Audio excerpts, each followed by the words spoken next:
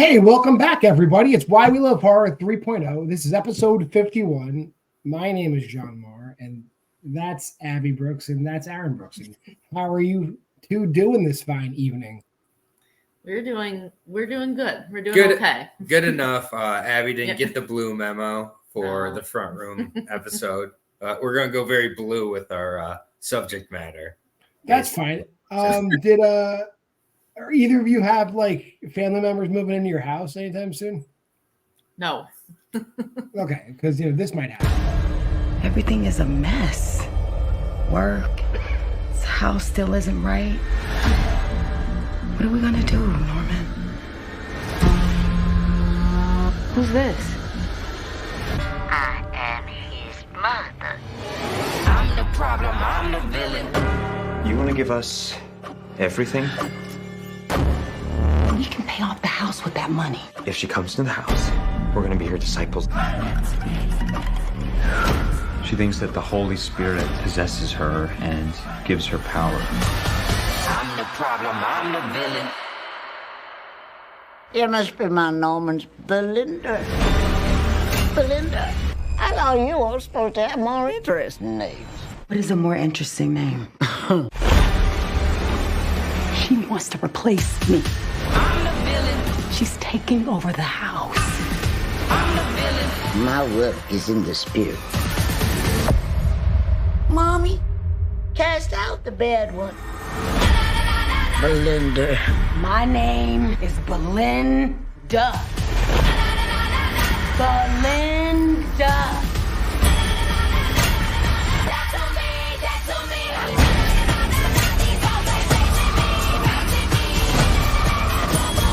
Get out of my house! She got what she deserved. Let's go, I'ma kick.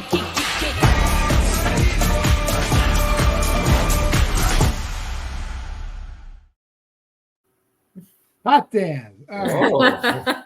Let's go. Anybody want to take a crack at this, or should I do it? Or It's been a while since you've done it, John. Go ahead. Sure. You're our elder statesman of this show, so you should go ahead and do this one. Yeah, the front room is a story about a young couple. Brandy Norwood plays Belinda, and her. I guess they're not so young, are they? But they are trying to start a family, and her husband, her put upon public defender husband Norman.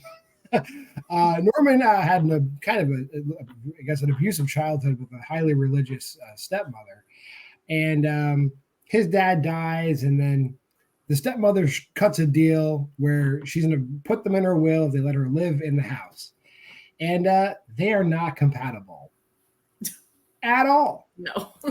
and so for some reason it's a horror movie, and it is on so many levels. If you trigger warning, if any bodily fluid bothers you, skip this movie.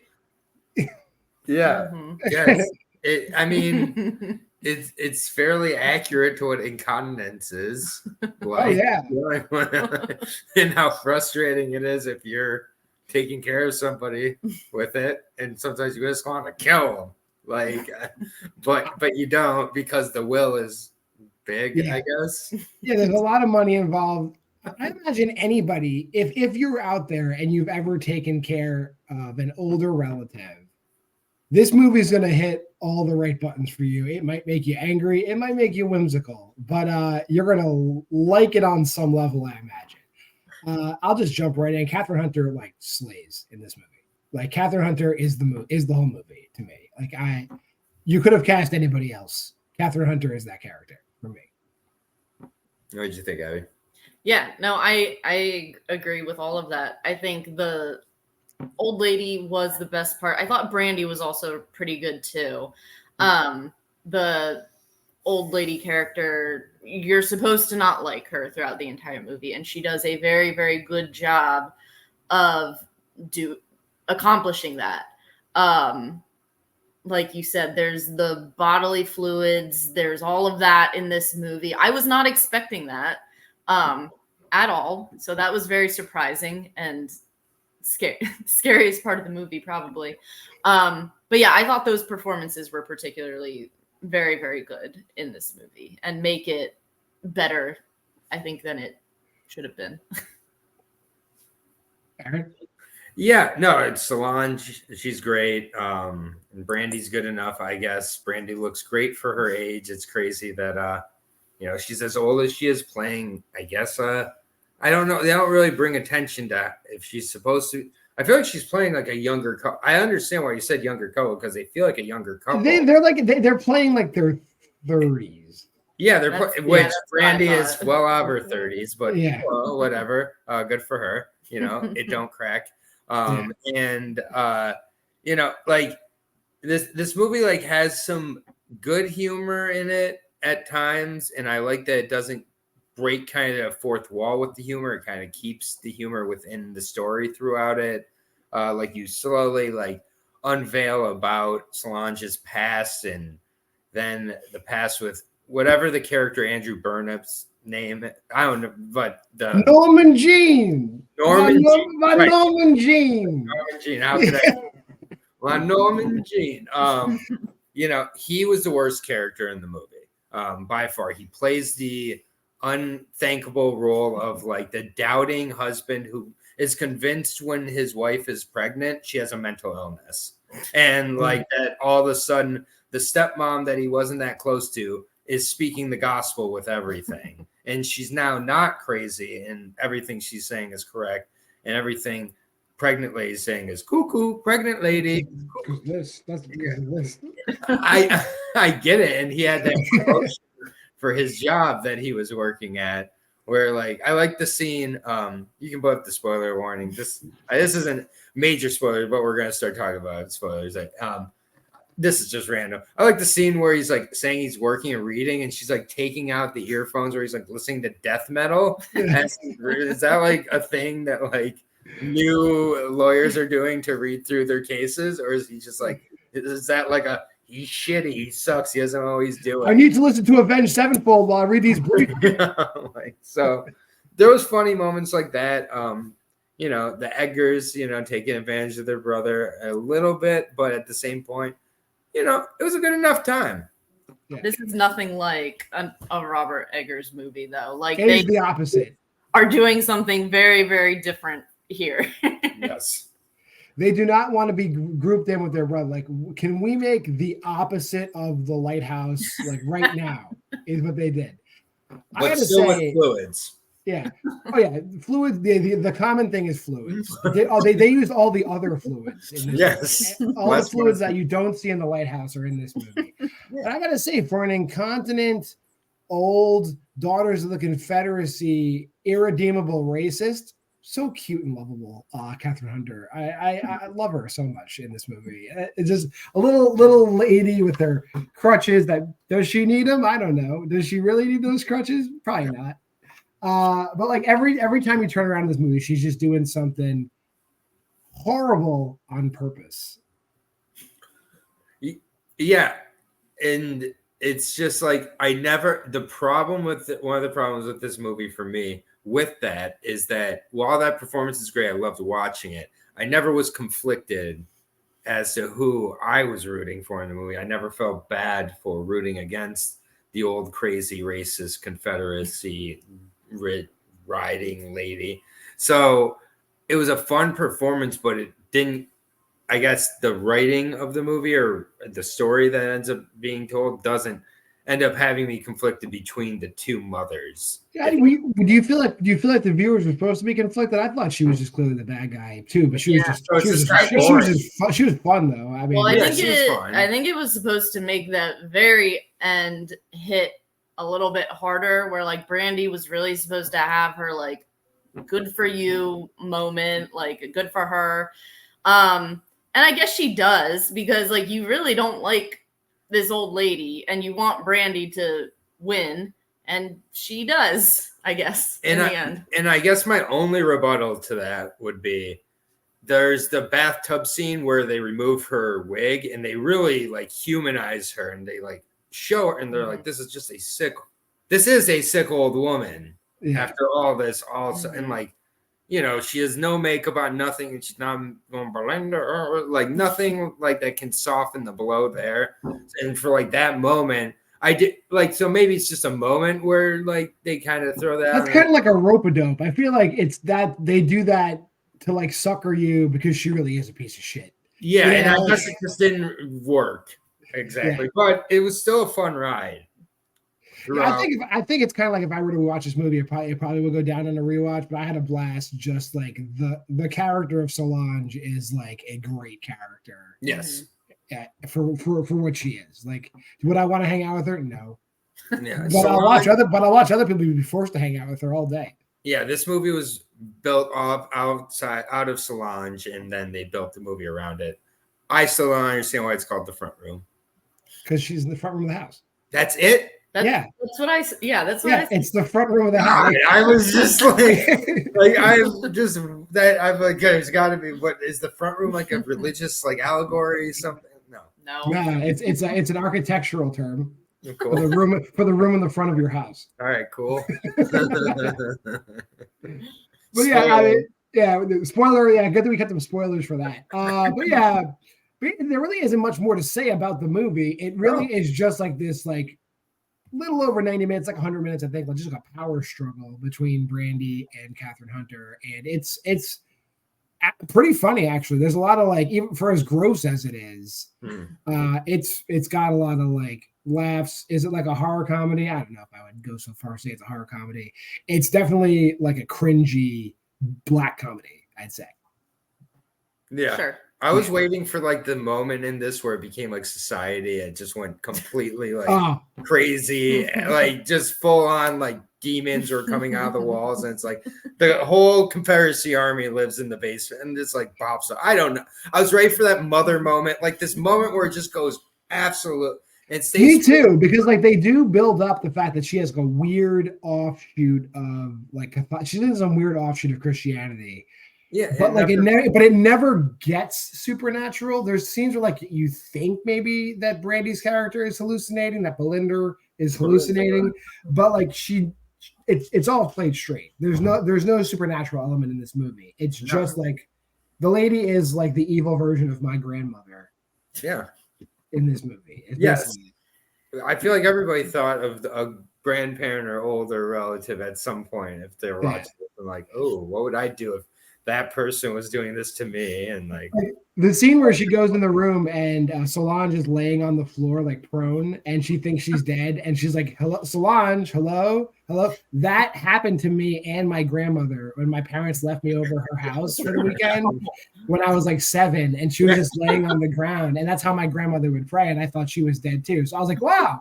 It's like they have a window into my life, me and Brandy, me and Belinda. Oh my god. Real life experiences. You know, it took me back. It took me back to the mid 80s. It was great. Anyway, Aaron, you got anything to rant about, or should we just skip to ratings? No, I'm happy enough with this one. All right. You know what? Let's see. Aaron, you start. Let's do All it. right. So we haven't really mentioned too much with this movie, mostly because it's not a very A24 movie. This is an A24 movie. Kind of feels like a really, really good Blumhouse movie. And I mean that as a compliment, I guess. It's like kind of like a soft compliment. Overall, if you saw the rant I had about Beetlejuice and how that was a fun movie, this is a fun movie where I can tell everybody involved had a great time making this movie, I'm sure, and had fun with it, and it worked more for me. I don't believe on a rewatch I would enjoy this movie more. Probably would enjoy it less, which lands me at a 3 videotapes out of 5. It's a good movie. It's solid. It's inoffensive, and it's got 1 to 2 or 1.5 good performances. And Andrew Burnap, I get it. He's coming from Broadway and he hasn't been in much yet. Maybe he'll be better in the future, but this was not the role to make him beloved, I'll say. So yeah, 3. And the people we saw the movie with, we were in a movie theater with 6 people. The 2 people behind us talked for an hour, then left with 30 minutes to go in the movie. Awful people. So 1 videotape for them. Yeah, this is for you. Abby, go ahead. Yeah, I feel very similarly to Aaron. This movie is really entertaining. Like as a one-time, like once and done watch, it's really entertaining. It is a fun movie. Again, performances are good. I wish there was a little bit more. We kind of touched upon it. I wish there maybe was more of like a supernatural element rather than it's just a straightforward, this lady's just crazy, a crazy old person. But nonetheless, and I wasn't a huge fan of the very end either, but I also gave it a 3. All right. I'm a little more positive, only because like I really can't stress how great Catherine Hunter is. Like if you want to see an old lady, just go ham and like be the craziest old lady, like scene stealing old lady. I don't know the last time I saw some of this. This is like, is it Thelma level? No, it's not June Squibb and Thelma, but it's like 75% of the way there. So I'm gonna give it 75% of my rating of Thelma. I'm gonna give this 4 videotapes out. That being said, we move on to the next part of the show where we talk about the Why We Love Horror Challenge.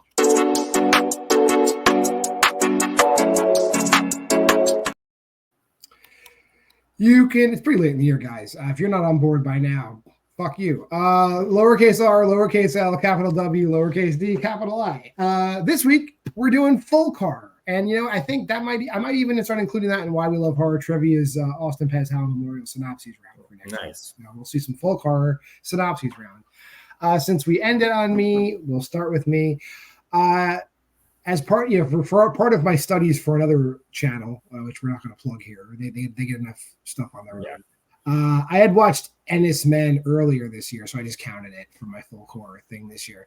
I think if you're into folk horror, I think it's a movie that you need to watch. It is kind of like if The Lighthouse was just one lady and in color. If The Lighthouse was one lady and it was in color, it's Ennis Men. So there you go.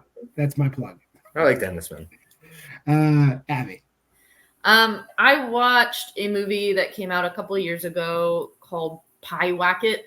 And I thought it was decent. I thought it was really good. I watched it on Shudder. I don't know if it's a Shudder original or not. But I thought it was a really good folk horror type of thing. It's basically a teenage girl starts messing in the woods with some black magic, and then bad things start happening. It's very simple, but I think it's very good, and the ending is like intense. So I'd recommend it. All right. Aaron? I watched Serpent in the Rainbow, Wes Craven. One of the few Wes Craven I hadn't seen, and yeah, this was awesome. Bill Pullman plays a Haitian professor, or a Harvard professor going into Haiti, and it takes place all in Haiti. The actors are very, very believable to me, and it actually is based on a true story I found out about, like this zombie powder that brings people back from the dead. So yeah, pretty interesting all the way around. And Wes Craven, when he stepped out of the familiar horror, I think did very well. So yeah, I recommend it. I would agree. I think people need to really go through Wes Craven's filmography and just watch all the other shit. Shocker's great too. Another one that just got at Shudder. Hell yeah. All right, we'll drop that. And that'll bring us to the end of the episode today. Let me just plug my Face of Horror thing really quick. Hey, vote for me here. I'm trying to win this year. That's the website, faceofhorror.org/2024, my first name hyphen my last name. But if you made this far in the video, like, comment, subscribe, and share. The Facebook group is Why We Love Horror. TikTok is WWL Horror. You can also go over to Aaron's YouTube, where if you like horror, why wouldn't you like MMA? You should go over there, Aaron. And he might make you some money. He's been known to do that for people. So if you like betting and people punching each other in the face, Aaron's got your back. Thank you. The schedule on the channels, as always, Mondays versus Tuesday horror headlines, which I might start just not doing unlisted. I might just have them public, because why should Hunter have all the rights to that? That should be my show too. Wednesday, Why We Love Horror Trivia Special Editions. Thursday, you're watching it. It was the front room this week. I think next week we are going to do Speak No Evil. There's a 90% chance that's happening. And then every Friday, Why We Love Horror Trivia. 2 episodes or 1 big important episode. Let me drop that banner back. And until next time, I'm John Maher. That's Abby Brooks and Aaron Brooks, and we appreciate you being here. Thanks for stopping in.